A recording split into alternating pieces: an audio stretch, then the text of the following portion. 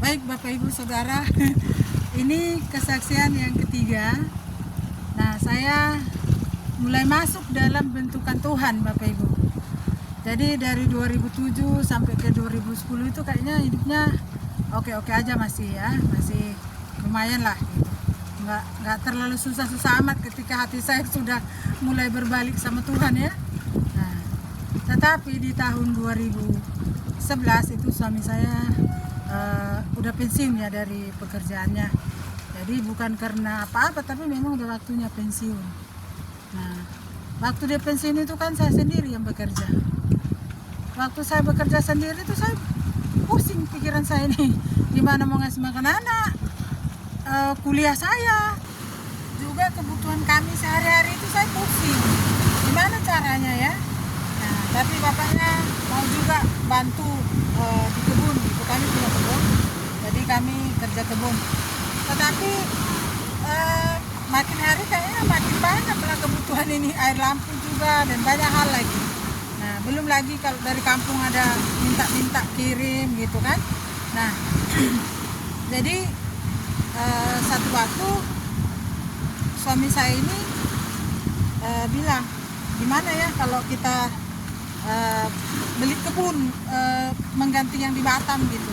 Akhirnya kami beli kebun di pulau, di tempat saya kerja. Kami beli 2 hektar gitu. Nah, tapi kan kebutuhan itu kan kita nggak bisa juga mengelola kebun itu dengan tanpa modal gitu, nggak ada modal gitu kan. Nah, uangnya udah habis. Nah, jadi dilarikan ke tanah. Bagus, cuman untuk seterusnya nggak bisa apa-apa gitu. Nah, terus di tahun 2011 akhir atau 2012 awal ya, itu adik saya itu kan dia mau kalau kekal dia suster gitu, mau berangkat ke Ghana. Jadi kami pulang kampung gitu. Pulang kampung sampai di sana, terus pulang dari kampung itulah saya dipertemukan dengan hamba Tuhan Pak Pendeta Joy dan istrinya Mary di kapal.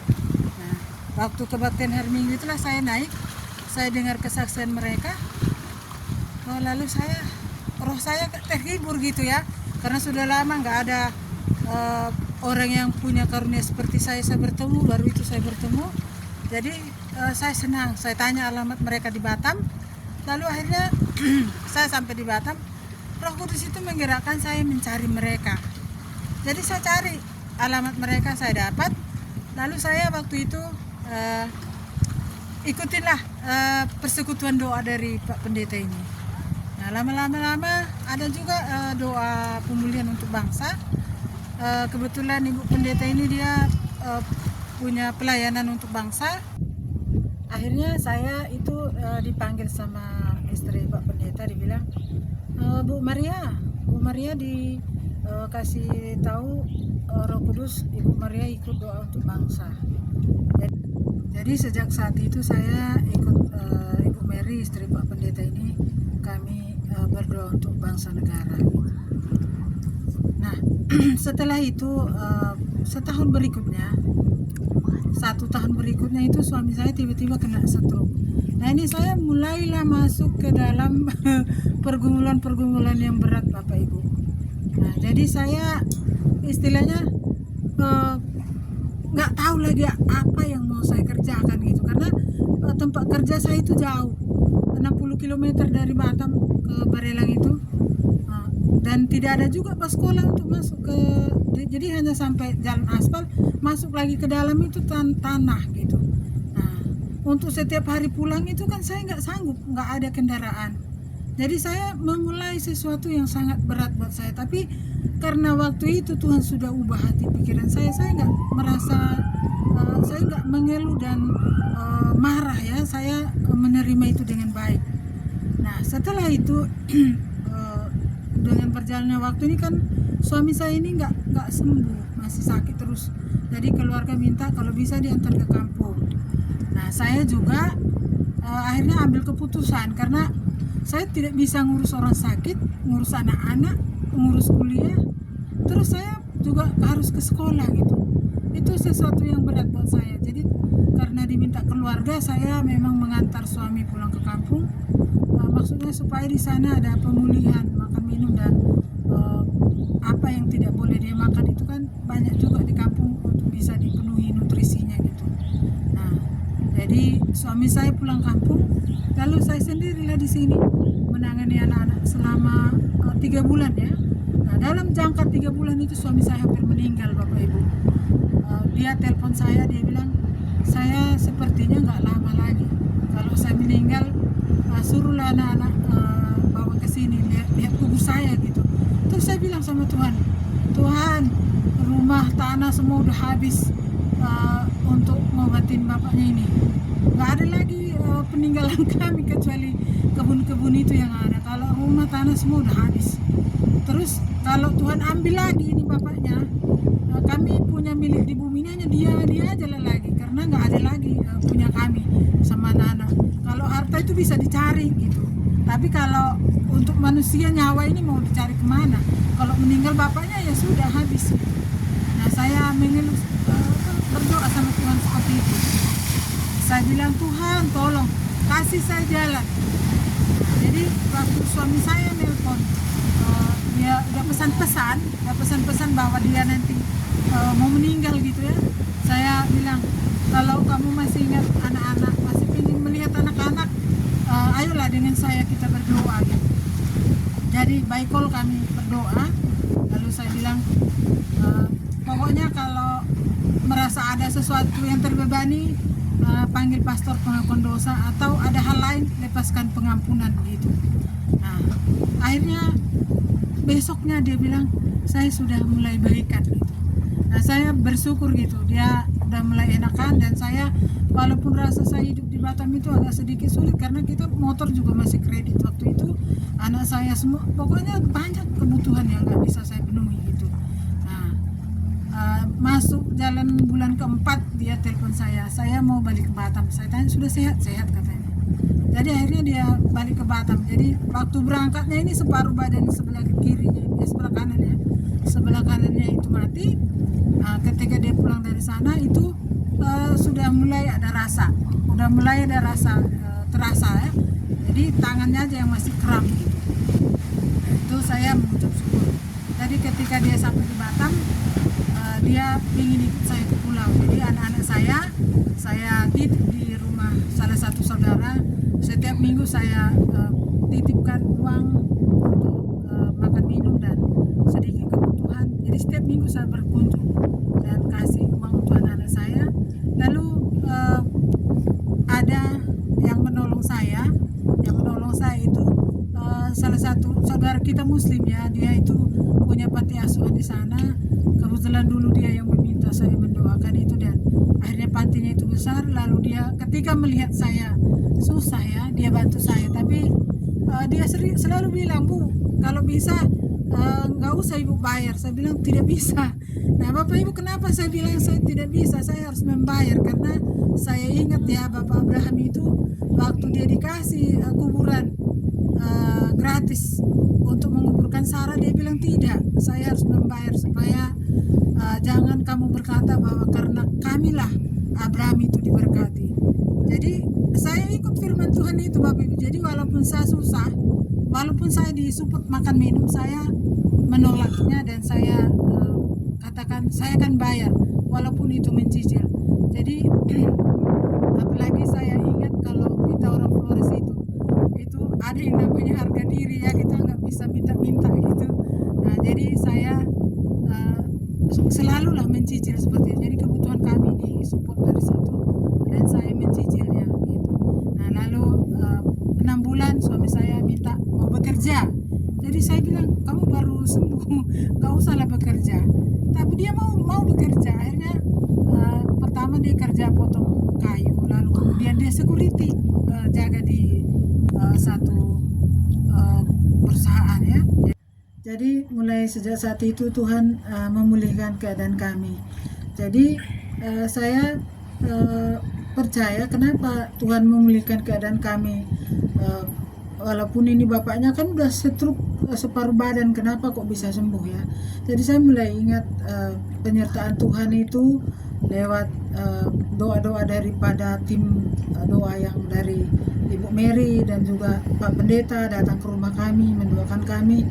Ya, lalu memang Tuhan benar-benar memulihkan keadaan kami. Nah, setelah itu di tahun 2015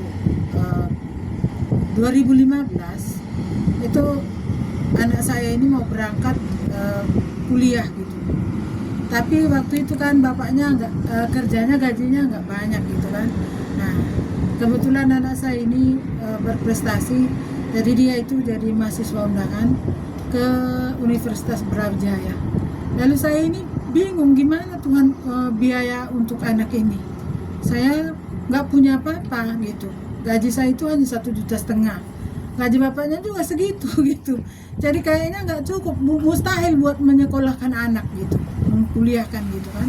Nah saya berdoa, itu nggak seberapa, mungkin sebulan ya. Tiba-tiba pemerintah Kota Batam itu mengizinkan para honorer itu boleh meminjam ke bank gitu. Jadi saya berinisiatif meminjam gitu 50 juta dan akhirnya saya pergi ke bank yang ditunjuk pemerintah untuk meminjam. Tapi di sana ternyata saya itu mengalami kesulitan juga. Waktu mereka janji mereka akan menolong, ternyata mereka bilang nggak bisa Bu, harus tunggu awal bulan. Jadi saat itu saya sudah takut gitu, saya bilang gimana nanti anak saya kecewa nggak bisa sekolah gitu. Akhirnya saya keluar dengan menangis dari bank itu jam 3 sore ya, jam 3 sore. Saya menangis, saya bilang Tuhan tolong. Nah, waktu saya menjerit Tuhan tolong, Tuhan kasih ingat saya telepon itu bendara dinas gitu. Jadi saya telepon, Bu tolong anak saya mau berangkat 2 hari lagi, uangnya ini nggak ada. Dan kalau nggak ada saya nggak akan sanggup membiayai ini karena bapaknya baru sembuh dan baru bekerja, saya bilang. Akhirnya dia bilang, Ibu di mana? Saya bilang saya di depan bank udah jalan keluar. Balik lagi Ibu ke dalam. Dia suruh saya balik. Jadi saya kembali lagi ke dalam bank. Lalu orang bank itu panggil saya, Ibu sini Bu, isi data gitu kan. Jadi saya itu perbuatan Tuhan yang luar biasa yang buat saya menangis juga mengalami itu ya. Jadi saya dipanggil lagi, saya disuruh isi data. Dia bilang besok pagi-pagi suruh Bapak kesini ya Ibu, tanda tangan langsung cair besok uangnya. Dan itu saya sampai rumah itu saya sukacita, saya menangis, saya berdoa, saya menyembah itu. Karena tidak semua orang mengalami hal begitu. Nah, apalagi saya ini hanya seorang guru honor yang nggak punya siapa-siapa, nggak ada kenalan juga saya di bank, di mana-mana nggak ada gitu. Jadi saya bersyukur banget Tuhan buat itu. Nah, akhirnya anak saya bisa berangkat kuliah. Nah, waktu anak saya berangkat kuliah itu kan udah memasuki 1 semester. Nah, di tahun yang sama juga itu kami di tim itu kedatangan hamba Tuhan dari SOE. Nah, namanya Ibu Hekase. Dan ketika kami berdoa dan Roh Kudus berbicara kepada Ibu Hekase ini, bilang begini, aku berkenan kepada Ibu Maria. Jadi waktu itu Mama Hekase itu masih perkenalan awal-awal, kita malam itu baru berkumpul saja gitu. Nah, langsung dia tanya, Ibu Maria yang mana gitu. Terus saya Bu Maria, saya bilang gitu. Terus dia bilang, Tuhan bilang Ibu berkenan, jadi nanti tetap berdoa, mungkin kita nanti akan pelayanan jiwa gitu kan. Nah, jadi akhirnya saya terima saja dalam hati gitu kan. Terima kasih Tuhan, karena kan nggak mungkin lah saya yang menyatakan diri saya gitu kan. Nah, Roh Tuhan lah yang berbicara kepada orang lain, memberitakan bahwa saya berkenan buat Tuhan gitu. Nah, akhirnya sejak saat itu mama ini saya bawa ke rumah. Di minggu pertama masih ke rumah hamba Tuhan yang lain. Terakhir saya bawa ke rumah karena saya lapar haus juga dengan Tuhan Yesus gitu. Nah, saya lapar haus gitu. Jadi akhirnya waktu mama ini di rumah, itu Roh Kudus itu terus berbicara kepada kami. Jadi setiap hari itu Tuhan itu selalu memberitahu saya, Maria, ada orang namanya ini, tempatnya di sini, alamatnya di sini, kalian harus pergi menjumpainya. Nah, jadi sebenarnya waktu pertama kali itu di minggu pertama itu Roh Tuhan belum bicara sama kami. Jadi Mama Hekase ini bilang sama saya, Bu Maria, kayaknya Tuhan berkenan saya melayani di sini, sepertinya saya akan pulang ke Soe. Terus saya bilang, kenapa mak? Nah jadi ketika mama itu sudah kasih pernyataan begitu, tengah malam itu Tuhan kasih jam 1 malam Tuhan kasih penglihatan sama saya. Itu saya lihat di langit-langit itu cuacanya seperti jam 6 pagi gitu, agak sadu gitu ya. Nah di situ saya dengar suara bilang begini, Maria, kasih tahu mama kasih, jangan dia macam-macam ya. Dia harus tetap di sini, ada 8 orang yang harus kalian layani di Batam ini. Jadi tengah malam juga saya jam 1 itu saya langsung ketuk pintu kamar mama. Saya bilang, mak bangun mak, Tuhan suruh kita melayani, ada 8 orang. Akhirnya malam-malam itu kami doa sampai jam 3 pagi, mau bertanya sama Tuhan siapa orang-orang itu. Nah jadi waktu kami berdoa, Tuhan kasih tahu ada 1 anak yatim, ada 1 orang tua umur 85 tahun, ada lagi keluarga, ada beberapa orang. Jadi kalau dihitung itu genap, nama-nama mereka itu genap 8 orang. Dan itulah pelayanan pertama kami di Batam bersama MHKC. Kami melayani 8 orang di Batam ini. Nah, lalu setelah itulah Tuhan mulai pakai saya terjun dalam pelayanan, dan kami itu melayani antar jemaat, antar gereja ya. Jadi kalau ada yang merasa punya masalah, punya hal-hal yang tidak sanggup dihadapi, kamilah tempat untuk melayani mereka. Jadi lintas gereja Bapak Ibu. Nah saya rasa cukup dulu ini kesaksian sesi ketiga. Nanti kita sambung lagi sesi 4 karena nanti tambah panjang. Terima kasih, Tuhan Yesus memberkati. Amin. Ketiga ini bukan keempat. Hah? Ketiga ini bukan keempat.